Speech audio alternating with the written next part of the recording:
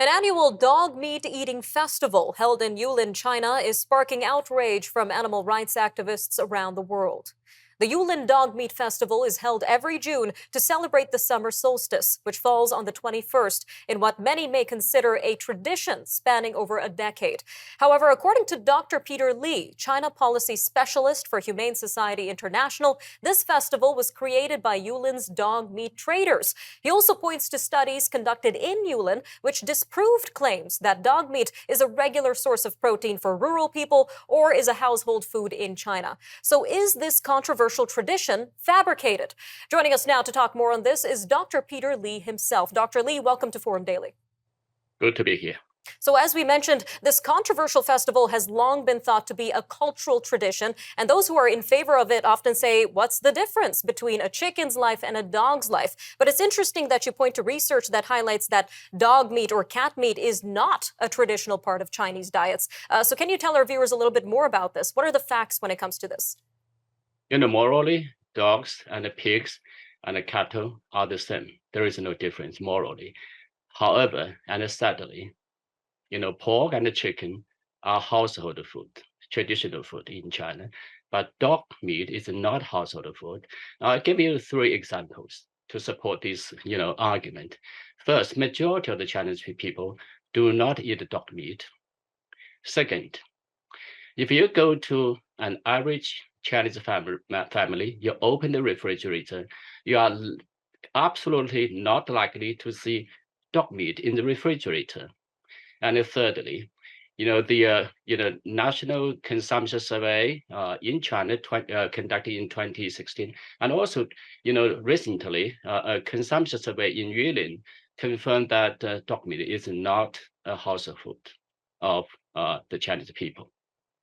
Thanks for clearing that up, Doctor. Now, the Humane Society International recently released a study on this. It found that less than 20% of the people in Yulin opposed a dog and cat meat ban. In fact, 70% said it wouldn't have a significant impact on their lives. So, considering this information, what is preventing a full-out ban from being implemented at the Yulin Dog Festival?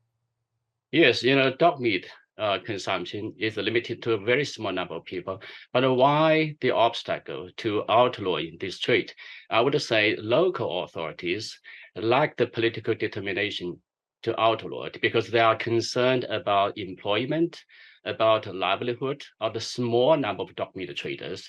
So these people, small number of dog meat traders in Yulin and across the country, in my opinion, have hijacked China's, policy making regarding dog meat trade. So it is lack of political determination for the authorities to do it. A little over 2 minutes left here, Doctor. I really want to get into what's happening at this festival. Now, some are pointing to torture being involved in the killing of dogs and cats. So, what do we know so far about the methods used to kill dogs for their meat? Are they at least being killed ethically? Well, not trying to defend China's dog meat traders, torture is not an industry practice, but torture happens on an individual level, by animal abusers. But killing dogs for food in China, in Yulin, is the most brutal, practice because all these dogs, watch other dogs being killed in front of them, which is the most, unbelievable, practice and beyond this cruelty, beyond the description. Definitely very cruel practices right there, sir. Now, other reports are pointing to stolen pets in addition to stray dogs and cats that are being taken for slaughter. Can you tell us a little bit more about this? And what are some of the legal stipulations of this in China, stealing someone's pet for meat? Yeah, China has no dog farms, raising dogs for the meat trade. So a lot of the dogs for the market are stolen pets. And in fact, China's dog meat trade has been sustained by a series of activities violating China's own laws, like property protection law and animal disease control and prevention law, because the dogs are shipped across provincial boundaries without proper documents and papers. And of course, sick and dying dogs are slaughtered for food in clear violation of China's food safety legislation.